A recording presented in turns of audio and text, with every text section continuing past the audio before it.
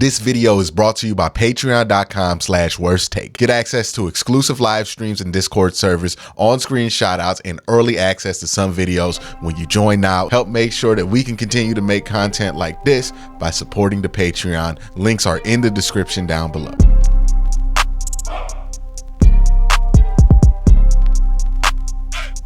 All right, so let's talk about Joe Flacco's miraculous comeback from the fourth quarter and some of the mistakes that he made that helped create the comeback that he needed to come back from. How those things can be avoided and how this Browns offense can start to get into a place where they're not making those little mistakes that are getting in their own way while also making those high-level plays that we've seen since Joe Flacco has entered, so we can get something close to what we have when we have a starting quarterback in there. Right now, we're kind of offsetting the good with the bad, and it's enough to win.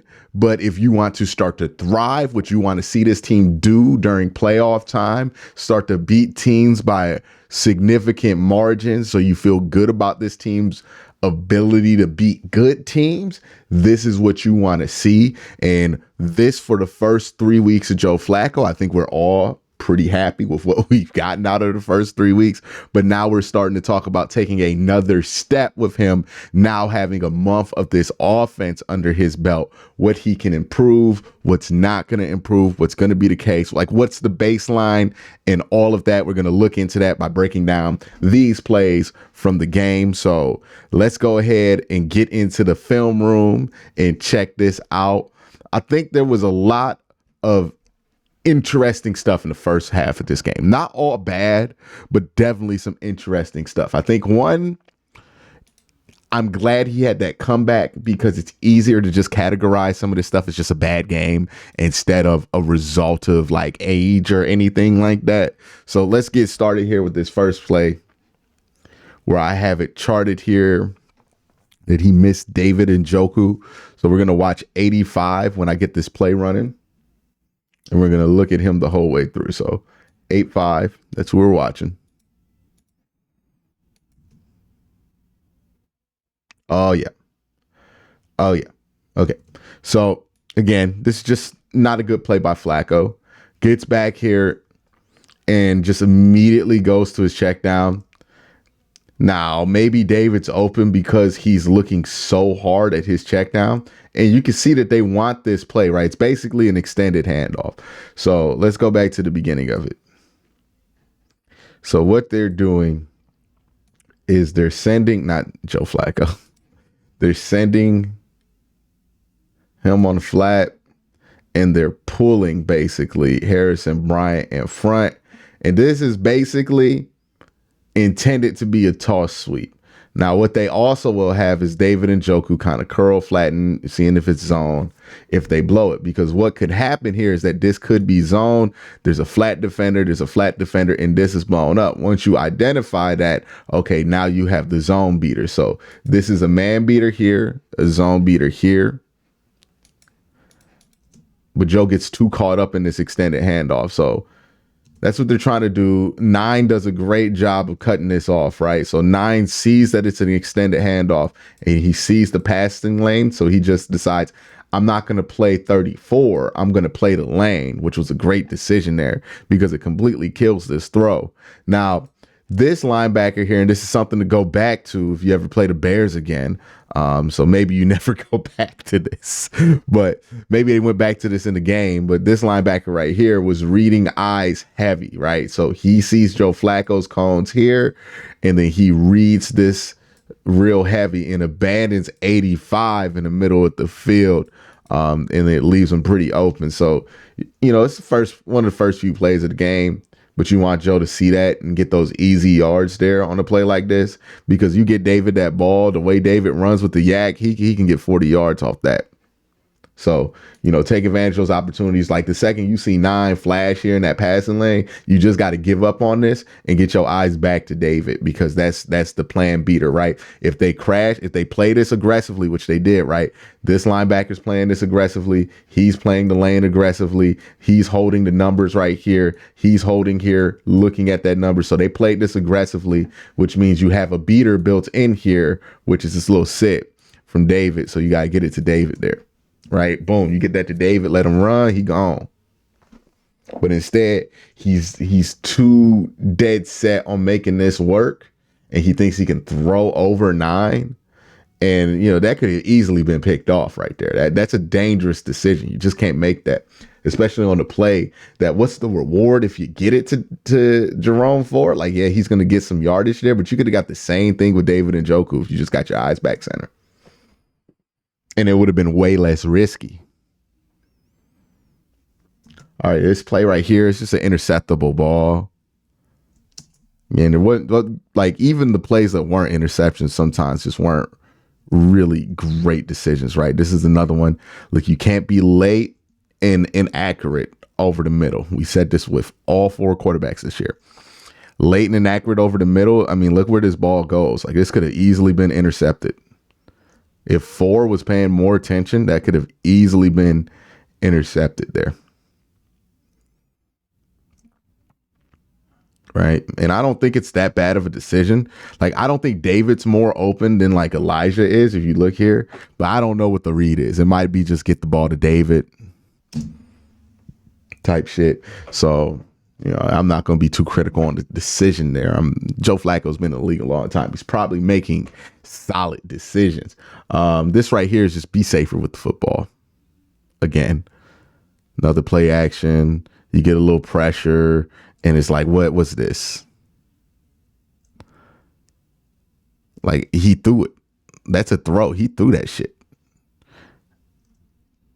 And this could have been a disaster. Again, look at the part of the field that you're in. This stuff, this cannot, he's got to stop this, right? This is, again, you cannot credit one of the interceptions to him because Tillman did run a bad route, but this is the kind of stuff like it comes back for you, right? Because this really should have been recovered. Like, look at that.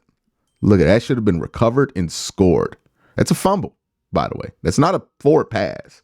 That is a fumble. So look at the ball to 20. That ball bounces. I guess it kind of went forward. I don't know. I don't know if they're going to rule that an incomplete pass, man. They could easily rule that a fumble. And they ruled that a fumble and 9's paying more attention. That's a scoop and score. Or if you don't get the right bounce or that ball doesn't just decide to carry them into the sideline, that's just, you can't have shit like this happen. I think sometimes we get caught in the interception numbers or the fumble numbers and we think that that's only mistakes that anybody made. But the interception numbers are genuinely reflective of the amount of mistakes that you're making in a game, whether they're capitalized on or not. And sometimes you get an interception that counts against you. That's not really your fault. But for every interception that you get that's not your fault, there's probably 1 or 2 plays like this where you don't get a turnover where you really should have. This is just unacceptable. Like, you can't do this. This is just a terrible decision. I mean, like, I can't fathom doing that. And he's played too much football to be doing stuff like that. Like, if any other quarterback did that, we'd be killing it. Thankfully, they won, so it didn't matter. This one right here, again, Tillman just ran the wrong route, right? And here's where I could tell that Tillman ran the wrong route. You want to see something fun here? Watch Kevin on the sidelines here. I think Kevin is in this little bump. You'll see Kevin once this interception gets thrown. And I think it was on the mic'd up that the Browns released. But look, Kevin's like, oh, goddamn. Yeah. So Tillman ran the wrong route, right? And again, it goes back to what I'm saying. For every play like this, you have a play like the one before where it's like, yeah, this wasn't his fault. But the other turnover probably should have been his fault, but it just didn't happen. He got lucky there, right? You can't live dangerously. Yeah, for whatever reason, Tillman runs a 9. I think it's pretty clear this is a 2-beater. He's supposed to run this post. And I think that might be there. I think also what happens here is that Flacco gets rid of this ball super early. So I don't know if this would have been completed. I don't think it would have, honestly. So he gets rid of this ball right here. And it's not going especially fast. So even if Tillman like cuts, he's probably not going to be in position to catch this football because one, this DB has way too much time to react to it. And so does this safety. I mean, look at the time that they have to react to this ball. It just came out way too early. So it probably was going to be some kind of bad play, even if it was completed. And this goes back to something I talked about earlier, right? Is it all on Cedric Tillman? No. Cedric Tillman did the most noticeable thing, which is run the wrong route, which obviously didn't help anything. I don't think Joe Flacco helped himself anyway in this play too by throwing this ball as early as he did, right? He kind of just got rid of this thing just a little early, and it didn't really have to zip on it and need it. Good tackle by Michael Dunn there.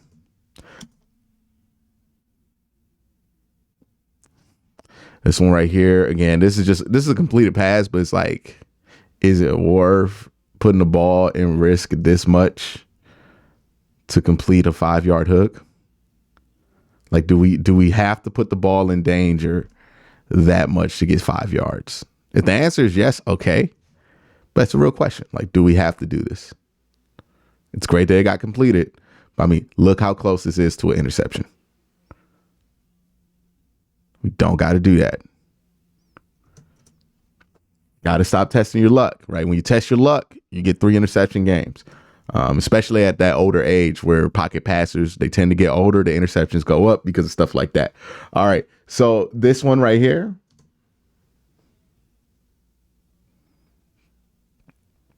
Really got to stop testing our luck. You know what I mean? Like, so again, it goes back to what I said. For every interception that's not a quarterback's fault, right? That we will gleefully jump out if we're trying to defend a guy. That's not his fault. Look what happened. For every interception that's not a quarterback's fault, there are like 2 or 3 plays that probably should have been a turnover or an interception that weren't, that they got lucky on. That's why interceptions are pretty representative of quarterback. If a quarterback turns the ball over a lot, they usually are very high in interceptions, just because you play these odds a ton, you get unlucky every once in a while, and it reflects in your interception screen. So it's why I always say people focus too much on the total interception total and say, well, 5 of those weren't that quarterback's fault. But they never count the interceptions that did not happen because of other circumstances that could have, right? The interception number, whether all those interceptions are that quarterback's fault or not, are a reflection of how often that quarterback puts the ball in danger.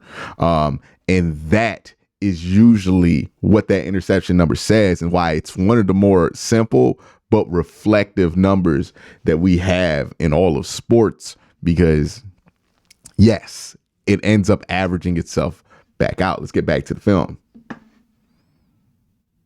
Again, this is just a dangerous throw here. He's trying to throw it with anticipation. Was there pressure? Yeah, so again, this is another one where he got rid of it just before he could really see anything develop. And I don't even know what he saw here that made him think that was going to be there. And this is just, again, you can't, and then it's off target. Boy, you can't do shit like this, because if he catches that, he's gone again. We counted it, right? There's the 1 pick six that he threw already, well, the close to pick six that he threw. And then there's already 2 plays that could have also been picked. A fumble 6 and a pick 6 in this game so far. Cannot do this. Can't keep testing your luck. But the reason he gets away with it is because he can do stuff like this. It's just a big time throw right here, right? Escapes the pocket, throws the shit. Like, that's just okay. Like, you can live with some of it, right? I'm not saying he has to get rid of all of these things, but you can live with some of it because he can make these throws. And that's just not a backup quarterback throw, right? And that's the benefit of having a guy who, as a backup, who used to be a starter, a long-term starter for somebody, so that you can get that kind of stuff out of them eventually. The thing is that you have to kind of try to find a way to curve the other stuff, right? Way to get out here and throw this ball to David. And this is just a great play by David. This is just David, like, starting to become an elite tight end, like winning those battles. Boom. He's going to be amazing next year. All right. So this is the natural chemistry. So I want you guys to watch Elijah Moore. He's in the slot on this side.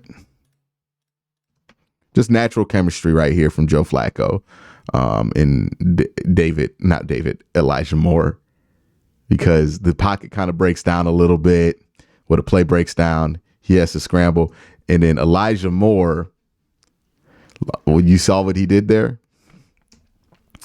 Elijah Moore sees Joe Flacco escape that pocket. And because they've played so much together, he instantly knows, okay, Joe will throw this to me if I do this. So he zigs out of his route and then he comes back to the football. You see that? It's good chemistry right there, right? And it helps that Joe's able to do this because it also helps them once Deshaun gets back of being able to be in the habit of doing this as well.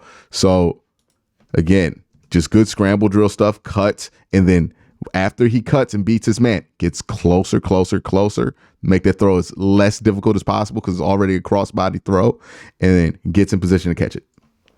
Great scramble drill stuff there.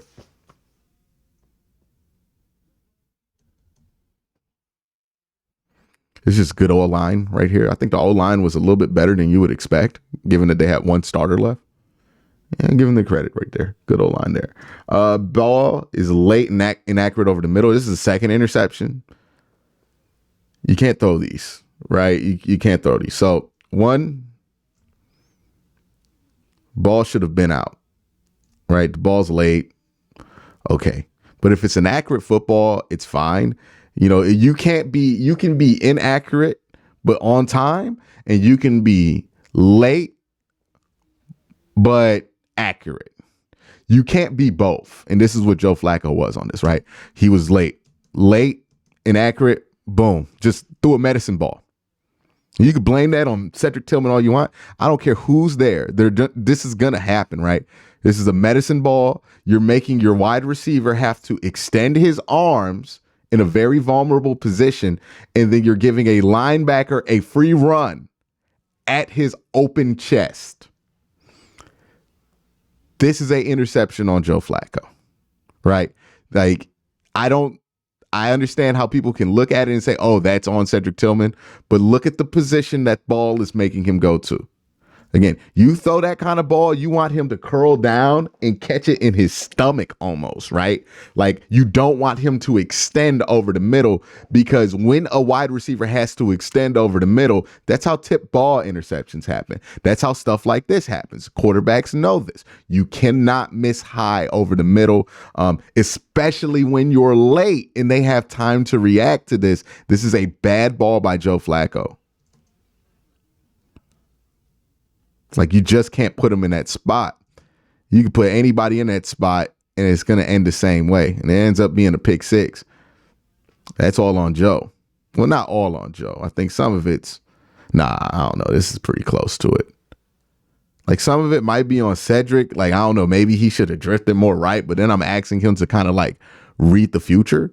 Like, he's right where he's supposed to be. That's exactly where he's supposed to be. Hugging that hash.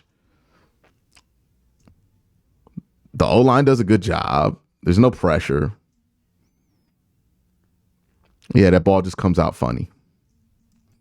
And maybe you could say that Nick Harris could do a better job on 97 so that he doesn't have to try to fit through that lane. But that's more of a decision on Joe Flacco's part. If you don't feel like that lane's good enough to get that ball on accurately, then you can't throw it. Yeah, you can't put a wide receiver in this position. I know it's not the 80s anymore, but you still can't do stuff like this to your wide receivers and expect good things to happen. Like, you just can't. This is a awful spot to put your wide receiver in. Gotta be better than that.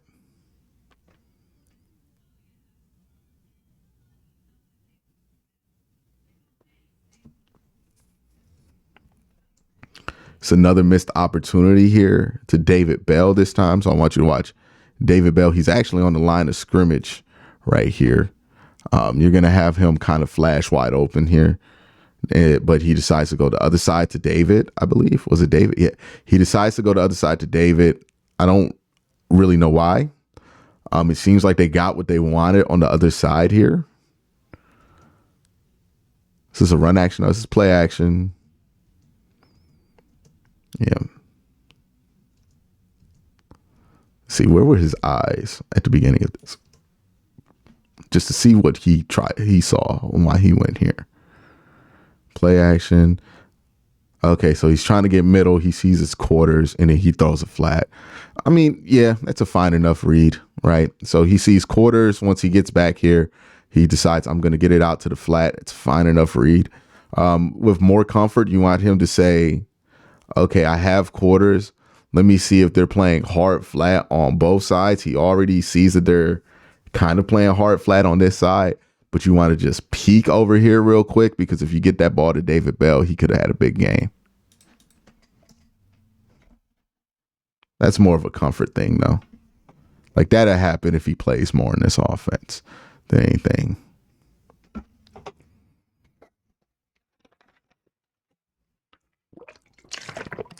All right, this play. Again, just it's a fine decision. I have no problem with this decision. It's just not a good ball. And again, these are the kind of decisions you make where it's like, hey, that ball has to be accurate. There's really no margin of error here. So it's a post. You're trying to basically attack this pass off period where this corner is passing Amari off to the safety. So you know you have a small window to hit here to get that ball into. But that ball has to be on target, preferably chest or below, in order to hit. And it's just not, it's really high. And again, there's no pressure. I don't know why this is high, but it's high. It's just a missed opportunity there. Right. The feet seem fine. 1, 2. Yeah, he got wide. I don't know. I think maybe he appears strong, trying to pass protect. That linebacker seems to get his arms up last second, and that affects how Joe Flacco throws this. And it's high. And again, you could blame that on Pierre Strong if you want. And people who are going to blame whoever they want to blame and give credit to who they want to give credit to. But let's be real. If you feel like that lane is too high to make that throw, you just can't throw it. Right? Because a high throw in this area could turn into another interception, close to a pick six here.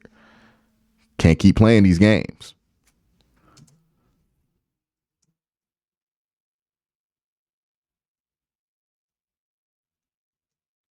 This is when Cedric Tillman is running the right route, he's actually a decent receiver. Like, it's just he for whatever reason he has a hard time grasping the concepts of this offense.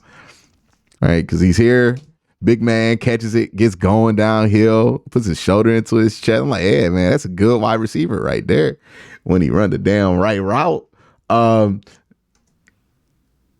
this is great pocket mobility by Joe Flacco. I think that's one of the things in this game that I'm surprised to see is his pocket mobility. He's done a really good job of staying real nimble in that pocket, right? He's malleable in that pocket. And I think that's one of the best things about him. So you look here, he gets his drop, steps up well, keeps eyes downfield, and then boom, gets the ball out there. He's not Jacoby Brissett. Well, he's not Deshaun Watson. He's not even Jacoby Brissett when it comes to mobility, but you know, it's fine. All right. So this sequence right here can absolutely never happen again.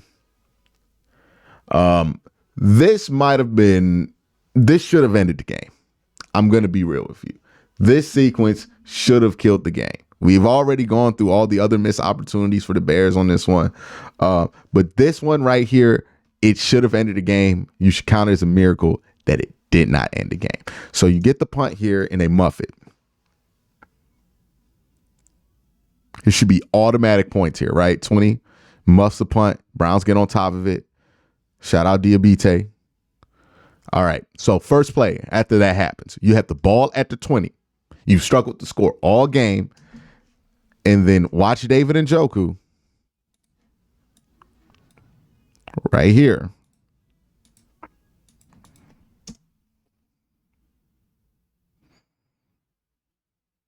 He's open. He's so open, right? There's nobody. He's not looking at him. This dude's not close. This dude don't even know he exists. It's all there, right? Once you get to the top of your drop, just get him that football. That's all you have to do. It's there. He's scoring. And what the hell is this? I mean, this is late.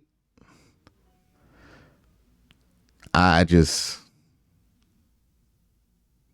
So this is late.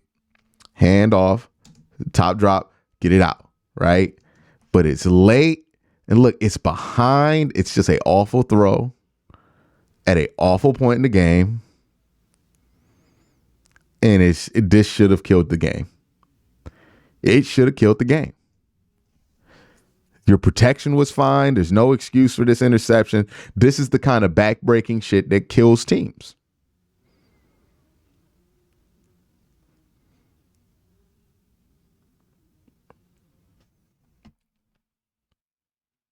Again, you get the play action look. Njoku's wide open. And just what the hell?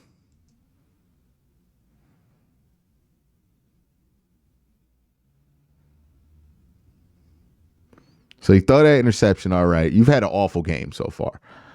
It's been bad. Like, it's not as bad as it could have been, but it's been bad. This has been an awful game for Joe Flacco. But game's still close. What can you do? Can you put that one behind you?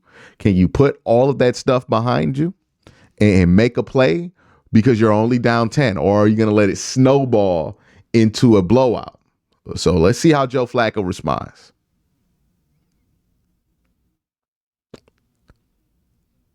Legit his best throw of the day.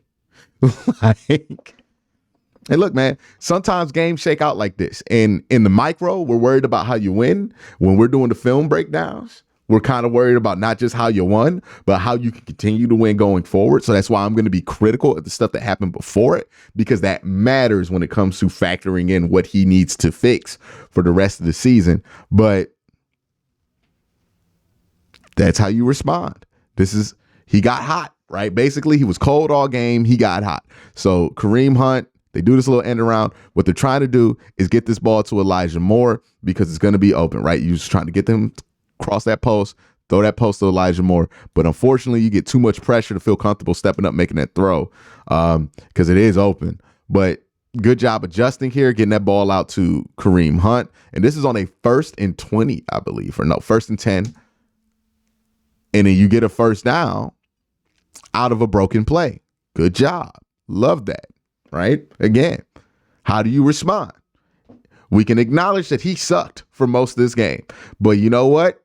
He responded in a moment. And that while that doesn't clear out or erase everything that he did in this game in a negative direction, it sure takes the sting out of it. Because if you would have lost, boy, oh boy, would the tone of this be different.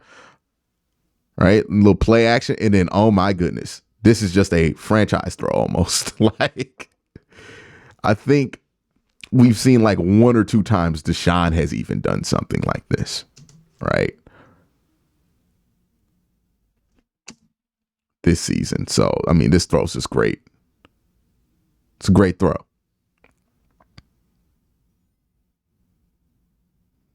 Drops back, gets a clean pocket. He's got, by the way, the O-line held up pretty well this week. And then look at this ball. I mean, come on. And see, the reason I'm like, this is different from the other risky throws that he had in this game, because it's not really a risky throw. Because look at where let's go back. Look at where this lineman is. He's reading coverage, right? So he's like, okay, they're basically in a deep 2, right? So let's get the play go. And I'll pause it once he gets the top. So he gets the top of his drop and he sees, okay, they're playing 2 layers on him, right? Layer 1, layer 2. And he knows that this safety right here, well, not this safety, this corner right here, he's playing this trail technique. So he's not going to be able to come back on this football if I put it all on him. So while it's going to be a tight throw, it's a calculated tight throw. It's not a pointless tight throw, right? Look, he sees the technique. He sees Amari Cooper coming across. He recognizes, okay, so I have Amari Cooper coming across. And not only is that a linebacker, but this safety right here, he's worried about me running or whatever it is. He's worried about something in the backfield. So he's not really paying attention to where Amari Cooper is, which means once you throw this ball, it's easy to beat him because he was super wide. And then Amari catches it and just breaks 2 tackles. Boom, boom, scores. That's a great throw. It's a great throw, great processing, great stuff. Good job by the offensive line holding up and just great placement of that football. Boom.